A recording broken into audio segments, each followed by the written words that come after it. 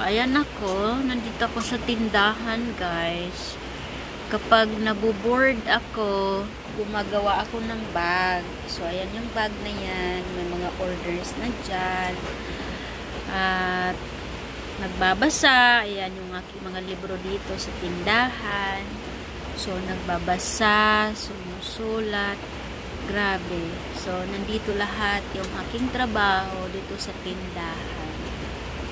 Nagkakape, sumusulat. So, ngayon, pa-record lang ako dito ngayon. Umuulan. At, kahapon, may natapos akong book, upcoming book, na ipapublish ko soon. So, kaya ngayon, nag-iisip na naman ako ng another title. Actually, may title na ako kahapon agad. So, kahapon natapos yung editing ko. Tapos, kahapon, nakakreate agad ako ng title ng new book. Pero ngayon, parang nadidrain ako.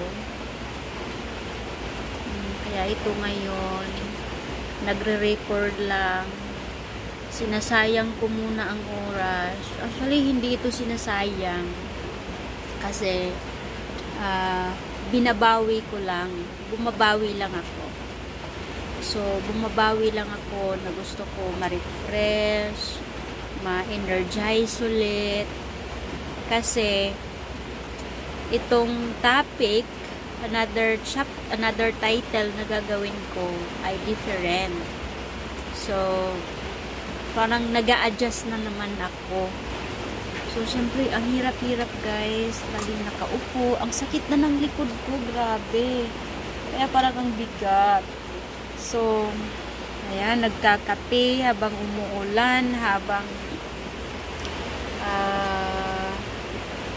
rene-refresh yung sarili.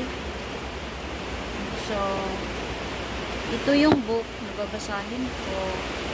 Ayan. Actually, nakapagbasa na ako nito dati, 2018, yung first na bumili ako ng book na ganito about success. Kasi bumili ako ng book before, like 2013 or 12 ba yun? 2013. Pero, poem yun.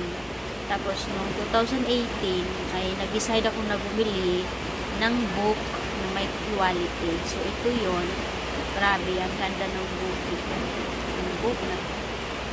So, nakapagbasa na ako nito. So, nakikita ko, mayroong marks doon na 399.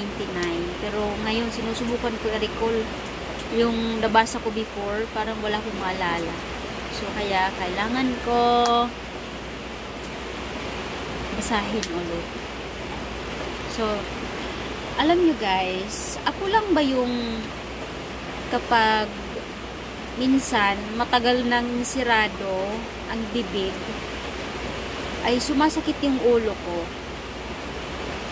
Tapos, kapag kinakausap ko na yung kapatid ko about sharing the idea, motivation, wisdom, so, after nyan, parang nalalabas ko na yung gusto kong sabihin at nagiging energetic ulit ako.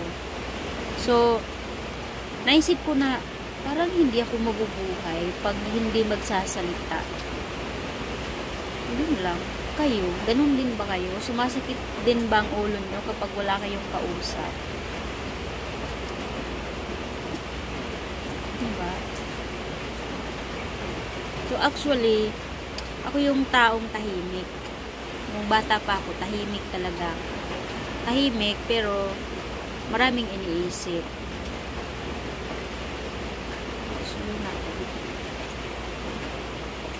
Kaya ngayon, laging gusto kong mapag-isa. Laging gusto kong mag-isa dahil marami akong nagagawa. Mag-isa lang ako. So, yun lang. Yun nga lang, sabi ko nga kanina, minsan, sumasakit yung ulo ko pag wala na akong kausap. So, parang kailangan ko ilabas yung mga idea. Tapos, kapag nailabas ko na, okay na ako. Parang nakakahinga ng malalim.